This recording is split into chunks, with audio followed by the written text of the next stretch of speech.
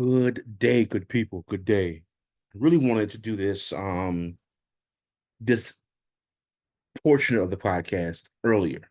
Um had a lot of things kind of happen, but I really want to kind of get into it now while it's kind of fresh. Um I'm not going to sugarcoat this. This is going to be very one-sided. Um this is going to be um very straightforward and pretty blunt. I named this particular edition of the Independent Thinker podcast as the shucking and jiving of Byron Donalds. And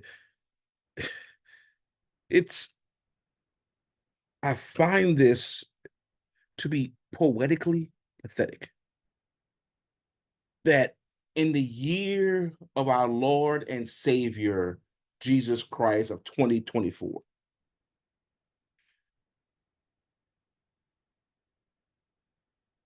we have to address the absolute stupidity of an individual. And what makes it worse is this is an individual who understands history, who was part of the criminal justice system as a felon, yet able to turn his life around and still act as if he knows better, all for the basic reason to be part of another convicted felon ticket to be his vice presidential candidate.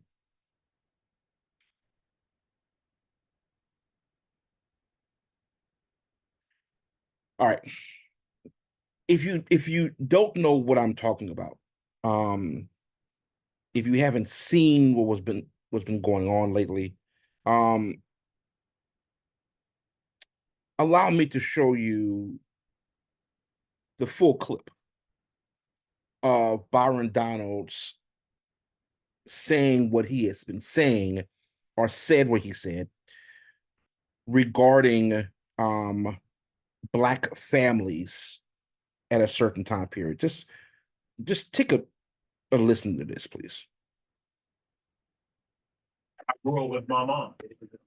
My dad and my mom, things didn't work out. As an adult, I look at my father and I say, bro, I don't know what happened, but you my father and I love you. Wow. I don't know what happened. I wasn't there. Wow. But I'm gonna tell you this. I mean, growing up, the one thing I knew I wanted to do, and this is not about my father, this is about what I wanted to do, is I wanted to be a father to my wow. And so one of the things that's actually happening in our culture, which you're now starting to see in our politics, is the reinvigoration of black families with younger black men and black women. And that is also helping to breed the revival of a black middle class in America. You see, during Jim Crow, during Jim Crow, the black family was together. That's right. During Jim Crow, more black people were not just conservative, because black people always have been conservative minded, but more black people voted conservatively. And then HEW, Lyndon Johnson, and then you go down that road, and now we are where we are.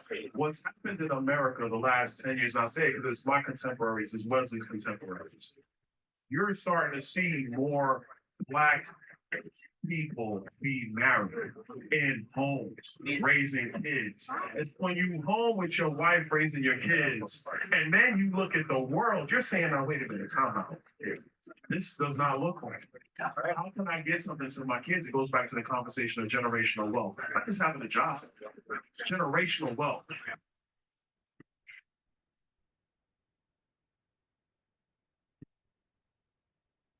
All right.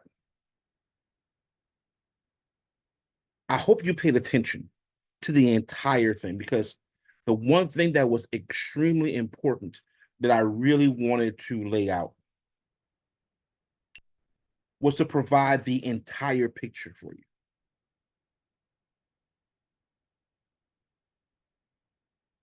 So I don't have a problem with a portion of what he is saying. I really don't. Like, I'm proud and happy to have to to see an invigoration of Black families being together. I have a problem with that whatsoever. I I don't have a problem with the perspective of building generational wealth. I don't have a problem with that whatsoever. I don't have a problem with the concept of making sure that generational knowledge is being presented to Black youth to build.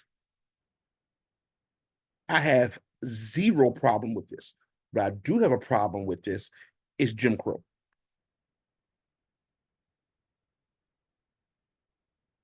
And linking Jim Crow era to the concept of togetherness, righteousness to a certain extent. Now, in the interview, and I'm going to link the interview with Abby Phillip, and I'm also going to link the interview dealing with him and Byron Downs, that is, and um, Joy Reid and Reverend Al Sharpton. And I have an issue with that interview as well. I'm going to get to that in a second.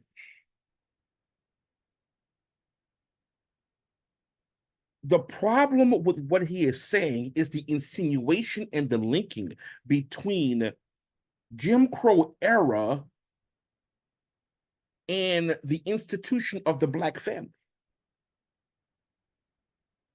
You see, the problem that exists in this conversation, in his interview, is Jim Crow. And the only thing he has to say was simple enough. Said, you know what? I misspoke. I shouldn't have said Jim Crow. I should have said the era between 1930s to the 1960s. Something of that. Nothing was wrong with that. You could have easily said that. You could have easily went on the shows that he's going on now and state that. His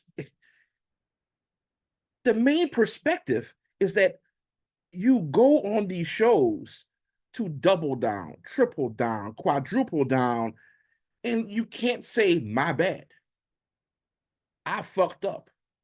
I screwed up. I shouldn't have said that. And the reason why you're doing that are for two reasons. Number one, you don't want to seem as if you are backpedaling. Two, you want to be subservient to the orange one. And it's kind of sad when you think of it that way. It really is. But let me get to the main point here.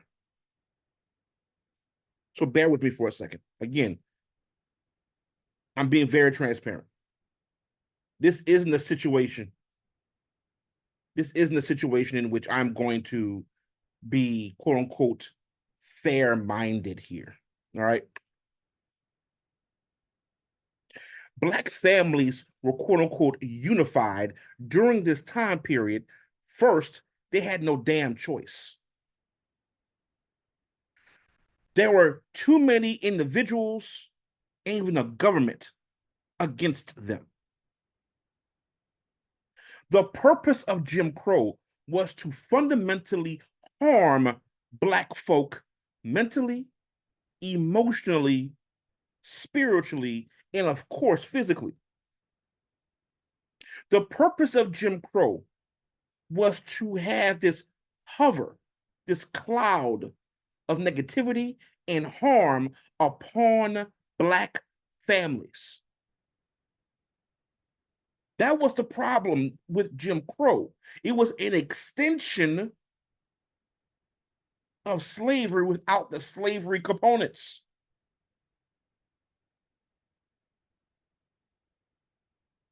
but Byron Donalds apparently wasn't taught this in Brooklyn. And if he was, apparently he forgot it when he went to Florida and married the conservative activist that he married. Let's continue this concept, right? So, with this perspective, it is important to understand there are other concepts that have harmed Black families. If you notice, he said nothing about redlining. Like redlining doesn't exist, like whatsoever. It's a figment of our imagination. He doesn't talk about the concept of mass incarceration, which harmed the Black family unit as well. And by the way, I also believe that Biden, whether he retracted at the time, whether he retracted, which he did, several years ago, that 1994 piece of legislation for mass incarceration harmed the Black family. That's the only fair thing I'm going to go with today. That's the only fair thing I'm going to say. Now he retracted it. He said he was wrong for it for pushing this concept because it went too far. Good, that's great. That's on Biden. However, doesn't matter right now. Doesn't matter. He did it. He apologized. Got to rectify some type of way. Cool. Let's get out of the way. But let me get back to Byron Donalds for a second. So mass incarceration wasn't part of his vocabulary at this time. How about the war on drugs? During a Republican era of Ronald Reagan, which, by the way, do you know where Ronald Reagan started his presidential campaign at? Do you have any idea where he started at? I know it's a rhetorical question. In Philadelphia, Mississippi. For those who are not historians, and for those who don't know the reason why he would go from California, where he's from, where he lives, he acted, he was a governor there, to Philadelphia, Mississippi. Watch the movie Mississippi Burning. If you ever took any type of history class, or you had a good history teacher, or you had African American history, unfortunately, South Carolina and Arkansas and Florida have an issue with that. That'll be another podcast I'm going to do later on. The civil rights workers that were trying to get people to vote and register to vote, they disappeared. You know why they disappeared? Because they were killed. Where? In Philadelphia, Mississippi, where you had a contingency of Klansmen throughout this rural town. That's where he started his campaign at. You don't hear that from Byron Donalds because you can't do that. It goes against what he needs to do to become the nominee or to become the running mate for the orange one. So you talk about the era of Jim Crow, but Jim Crow also had the perspective of redlining. It also led into mass incarceration. It also led to the war on drugs itself. He says nothing about this concept because he has to gloss over this. You're right. And by the way, he talks in the interview that I didn't say anything about nostalgia. I didn't say anything about insinuating. Actually, while you didn't say exactly the fact that you want to do some type of nostalgia act with Jim Crow, you do provide links and insinuations in your conversation that you had in Philadelphia, Pennsylvania, with Black male conservatives or Black conservatives as a whole at this cigar and cognac event. Which, by the way, real quick, side note, anyone knew who was the MC for that event? Anybody at all? Don't know? Oh, Michelle Tafoya. Don't know who Michelle Tafoya is? She was a sideline reporter for Sunday Night Football for years, and she quit because she felt as if the landscape of politics was swaying too far one side, and she wanted to balance it out on the right side as a Republican. So herself, her white self needed to do the good. So she quit, quotations. She quit to podcast and talk about politics in the perspective of conservatism, as if there's not enough anyway. I digress. Think about it that way.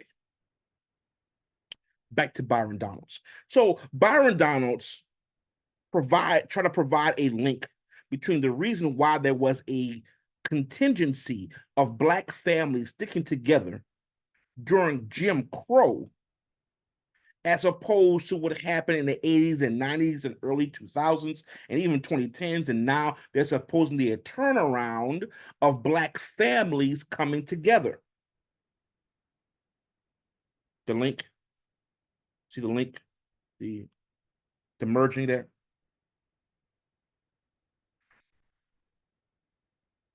Also in that clip, which was the full context of the clip, by the way, he talks about the Great Society and HEW. HEW of health, education, and welfare. Now, allow me to interject and explain the problem with his assertion concerning LBJ Great Society and the HEW.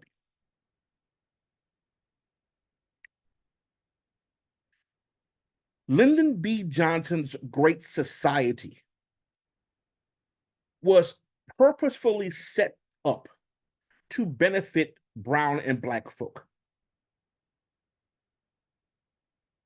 Now, he had to get a fire under his ass, LBJ that is. So Martin Luther King was a little spark that kind of started the process, right?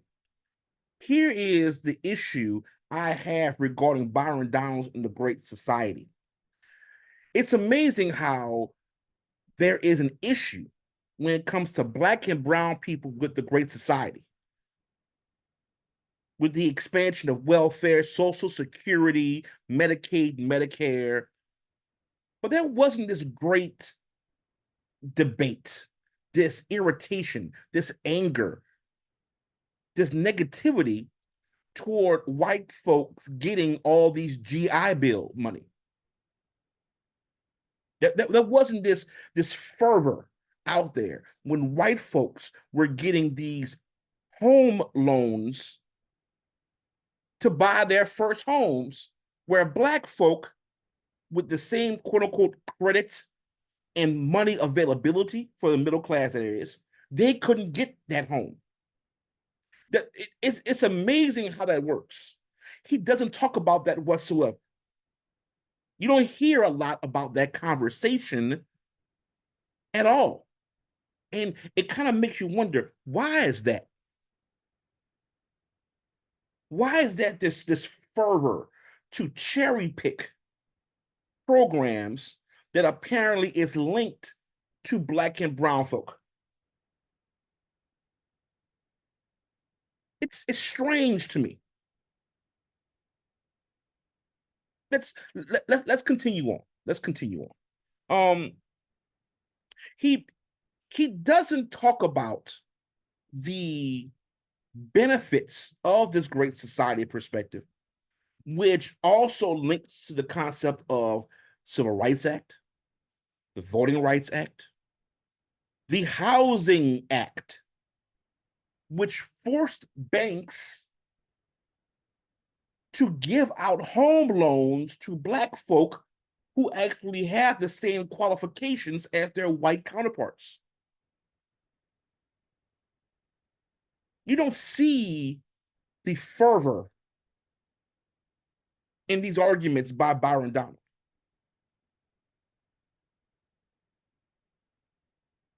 My late grandfather, Harris Babinal, always told me something, and it stays true to this day. Just because a black man can speak articulately and has a certain gift of gab doesn't mean he knows what the hell he's talking about. So you need to do your own research. Grandfather always told me that. And it's true. Byron Donalds can talk and talk and talk, and to a certain extent, I truly believe he can sell ice to an Eskimo.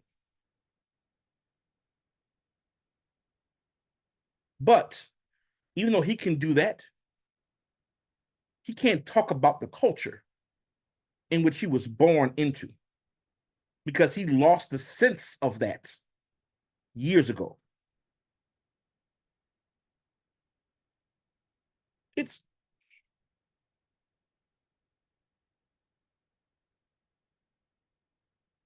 he talks about the concept of Democrats then and Democrats now in regards of they're one the same. Like the premise of Democrats back in the early 1900s, mid 1900s, and now are literally the same in regards of policy and perspective. That's a fallacy, people. This is why research is important. Democratic ideals in the 1900s were different than they are now. Do you honestly believe, Byron Donalds, that Woodrow Wilson, Calvin Coolidge would stick with the Democratic Party of today, or would they be with the Republican Party of today? Like, like Woodrow Wilson was a Democrat who played Birth of a Nation in the White House. Do you honestly believe there's going to be a Democrat to play that movie in the White House if they ever if like Biden? You think Biden is going to play Birth of a Nation? Like like what? Like what?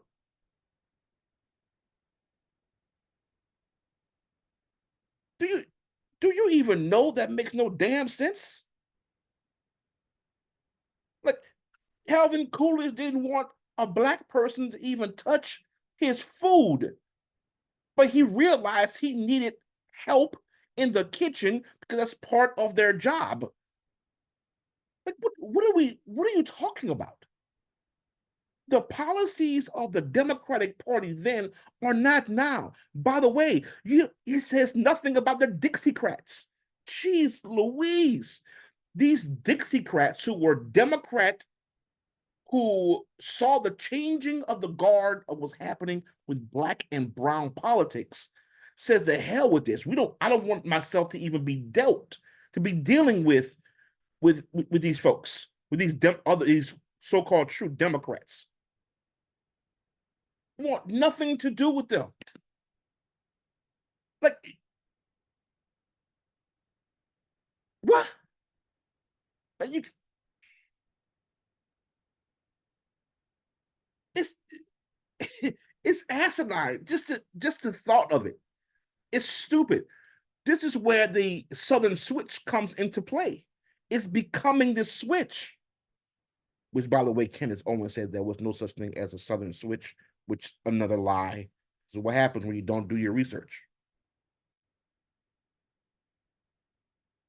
I mean, the policies are different. The perspective is different. You can't give me an apple. I bite into the apple.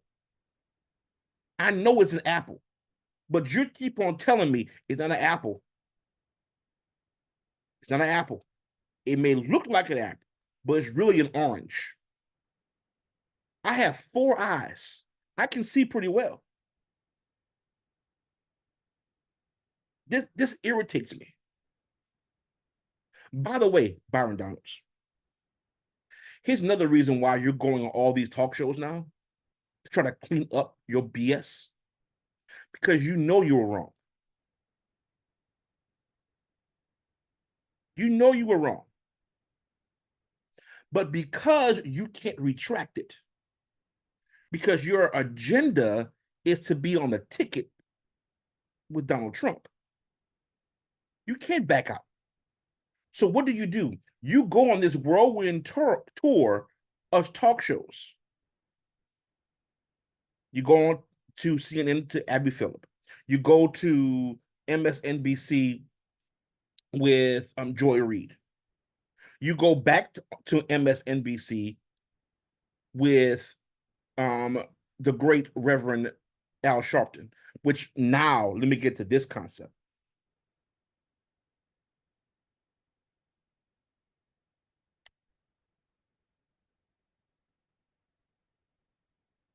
I didn't have a dad in my life. Really didn't. I had my grandfather. I had a bevy of older men and women in my neighborhood who looked out for the neighborhood. I lived in during a generation that had a big mama. If you don't know what a big mama is, for everyone watching, big mama is an older woman who had kids and grandkids and great grandkids, who was that overseer of the neighborhood, right? If anything happened, she was right there. She's gonna see what's going on. She's gonna tell the news. She's gonna do all this stuff. But when mama and dad or grandma and grandpa was working and I may come home or so on and so forth, the kids go home, she makes sure the kids are home. And the kids, if something happened with the kids do something bad, she had the right to discipline them. That's the era in which I lived in. Love that era. Love that era. The reason why I bring this up is because I was always taught to respect my elders. I may not agree with what they may be saying on a regular basis, but I have to respect them. Byron Donalds, the lack of respect that you had in that interview for Reverend L. Sharpton is telling about who you are even further in regards of your character.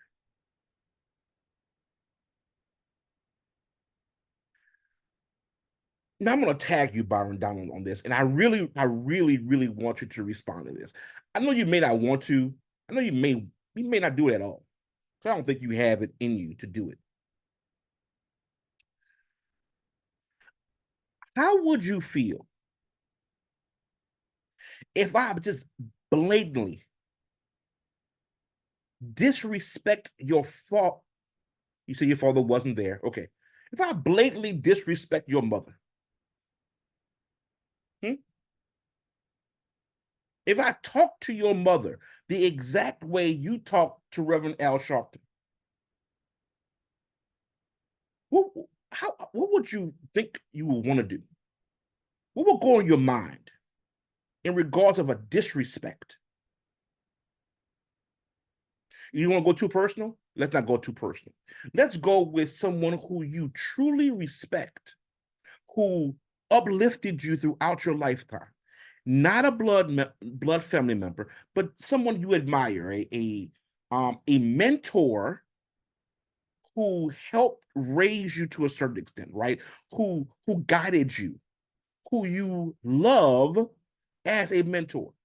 What if I blatantly and disrespectfully just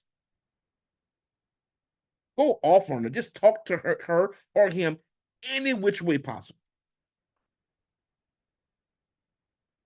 Would that be okay with you? Would it? I would venture to say it isn't.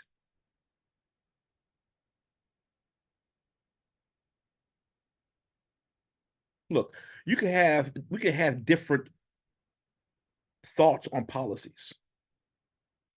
We can look at things very differently in regards of the political scope, the political spectrum. But respect is still respect, and disrespect is still disrespect. No matter how you look at it, no matter how you slice it, and how you divvy it up, it's the same.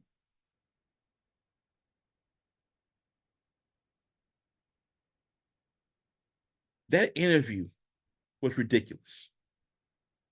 Your attitude was ridiculous.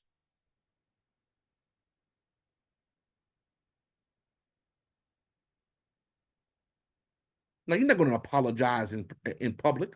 Of course you're not. That's not the type of person you are. Not the type of guy you happen to be. But karma is something. Here's my suggestion for you, Byron Donalds.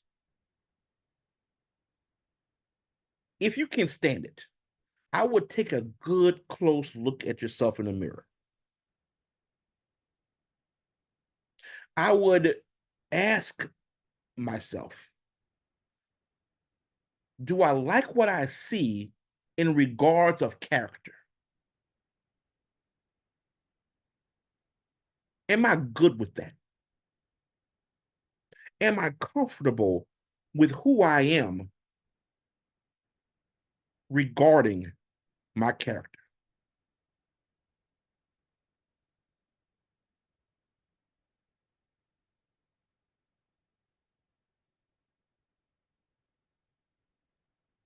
It says a lot about who you are, man. It does.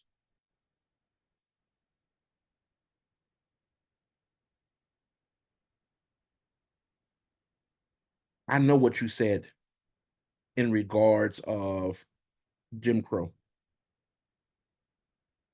And I also know that what you said literally is not the same thing as what you said in regards of innuendos. But your inference is disgusting in regards of Jim Crow. Your lack of full context and history in regards of that era and Black families is disgusting. Your cherry picking of ideology and perspective is disgusting. You, disgusting.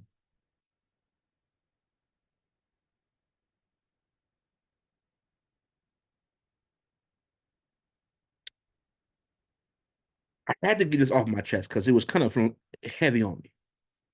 And if I offended anyone in regards of my take, I want to apologize, but this needed to be said.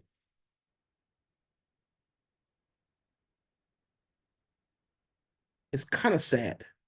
This is where we at right now. And the last thing is this. Allow me to break into a little bit more of a racial component here.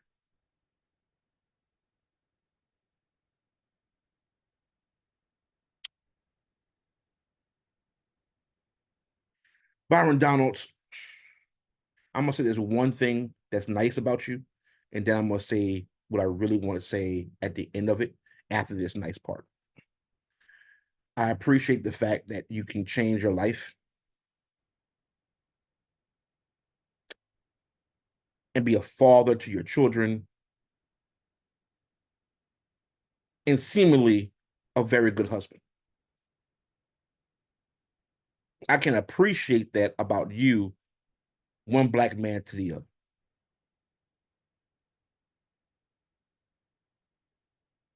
But what I don't appreciate about you is your shucking, your jiving, your curtailing, your ass kissing in order for you to become a vice presidential candidate with Donald Trump. You can't admit when you're wrong. You can't say that you screwed up.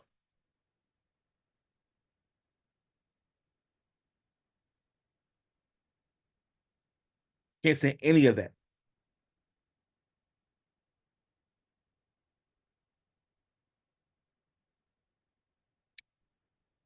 You can't take and use history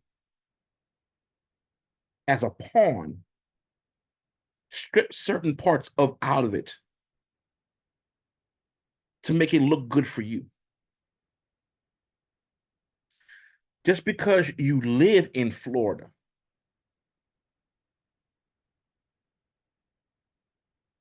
knowing that Florida doesn't take Black history seriously doesn't mean you shouldn't take Black history seriously either. I believe you should. Like, it's okay to read books like The Color of Law and um let's see, there's Conversations in Black. You can look at The Burning. There's a whole bunch of books that's out there that are easy to find, easy to read, that you can utilize for yourself. Go out and do your research. Go out and do your research. The struggle for freedom in regards of a quote unquote textbook is available for you as well. The great I forgot his name. I'm looking for it right now. The great Claiborne Carson, with his textbook. Like, it's okay to appreciate history. It's okay to appreciate Black history more importantly than that. Because apparently you don't. And apparently you don't understand it.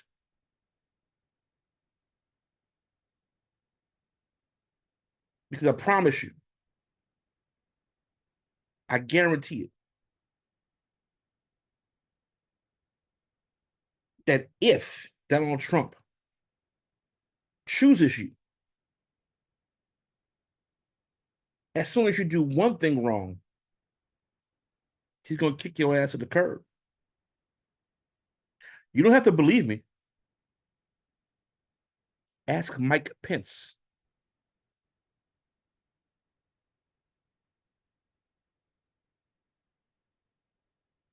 You are very disappointing, Byron Donalds.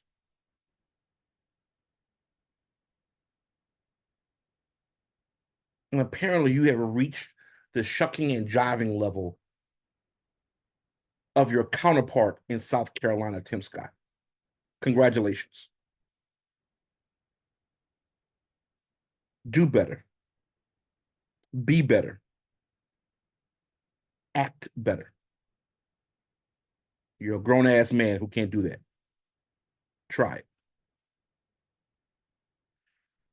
Thank you for this edition of the Independent Thinker podcast. Normally it's much longer. It's a good hour and a half, 2 hour session, but I really want to get this off my chest and talk about this because it's kind of fresh in the landscape of politics, but also it's extremely important. Please be on the lookout for new episodes coming up. We're going to be talking about a lot in regards to politics, in regards to education as well, and social issues. Thank you for taking the time. God bless. Peace.